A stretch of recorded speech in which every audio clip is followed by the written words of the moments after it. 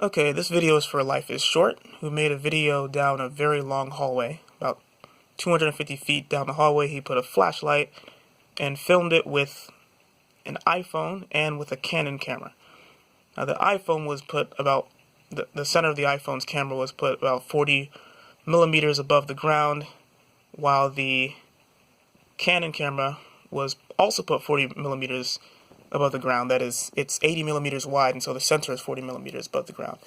And with the Canon, you can see the flashlight, but with the iPhone, you cannot. So the claim is that, oh, this proves that there's some sort of diffraction effect that is actually blocking the flashlight from being seen by the iPhone, since the Canon was able to see it, but the iPhone was not. Now the problem with that is it's a misunderstanding of the optics. Now, basic optics tells us that if you have an object, right, this is a very rough diagram. Real cameras actually have more lenses to correct for chromatic aberration and spherical aberration and stuff like that. But I'm making this very simple because this is all that's necessary to illustrate the main point. All right? Normally how you make an image, let's say you want to make an image at the top of this arrow.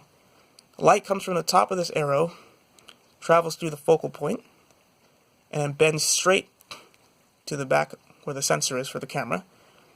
And then you have light coming from the top that can go through the center. This is another ray path, and go to the same point, or it can go straight and bend through the focal point right here and then hit the same place here.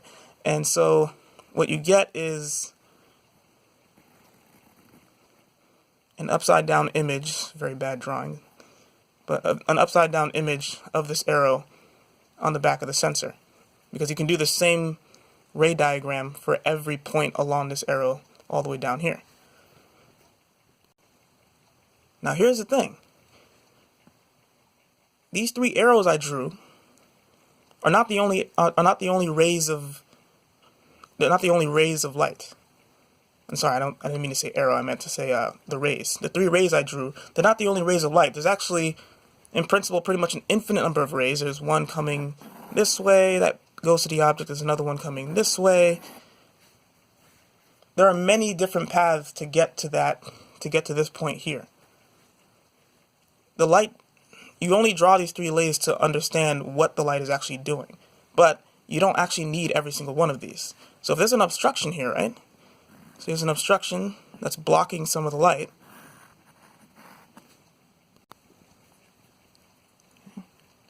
So if this obstruction blocks this light, it doesn't eliminate the image. Realize that you still have light rays that can go above this obstruction, and they will still bend and make an image. It's just you have less light. So if this here